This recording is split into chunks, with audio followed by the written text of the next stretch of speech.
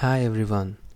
Today in this video we'll be understanding the basics of telemedicine and why is it so important.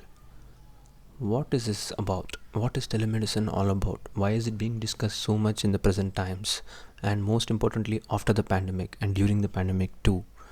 Telemedicine is the delivery of healthcare services where distance is a critical factor. A doctor can treat a patient anywhere around the country from his home or from his own workplace. He uses this opportunity to evaluate, diagnose, treating and preventing diseases, as well as it helps in the continuing education of healthcare providers. And who can practice this telemedicine? A registered medical practitioner.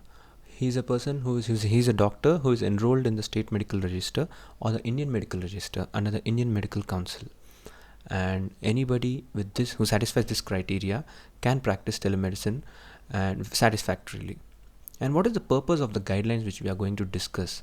These guidelines will give practical advice to doctors so that all services and models of care are encouraged to consider the use of telemedicine as a part of the normal practice. They will provide the practitioner in pursuing a sound course of action, and effective and safe medical care can be provided by the doctor if they follow these guidelines. Well, one might think that the patient treatment will differ when he visits a doctor personally and when he consults the doctor through telemedicine. No, RMPs using telemedicine shall uphold the same professional and ethical norms and standards as applicable to traditional in-person care within the intrinsic limitations of telemedicine. And the Board of Governors in supersession with the Medical Council of India have decided that there will be an online program which will be made available, and all registered medical practitioners intending to provide online consultation should complete a mandatory course within 3 years of its notification. This is very, very important and will happen in the future. And if you are talking about an emergency consult for immediate assistance or first aid, a teleconsultation is the only way to provide timely care. In such situations, RMPs may provide consultation to their best judgment. But one should remember that telemedicine services should be avoided for emergency care situations where alternative in-person care is available.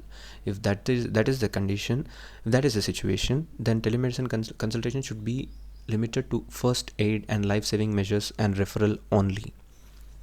So what do you talk about when you talk about consent? Consent is very much required in telemedicine. If the patient initiates the telemedicine consultation, then the consent is called implied consent. And if the health worker or a registered medical practitioner or a caregiver initiates a telemedicine consultation, then an explicit patient consent is needed. And when you talk about consults, what do you mean by first consult? Is the patient will be consulting with the practitioner for the first time, or he has consulted with the practitioner earlier but more than 6 months have passed, and if he has consulted previously also, if he has new symptoms, then he needs to be treated as a first consult. A follow-up consult is consulting with the same practitioner within 6 months of his previous consultation and continuation of the same care for the same health condition. However, it will not be considered follow-up if there are new symptoms present.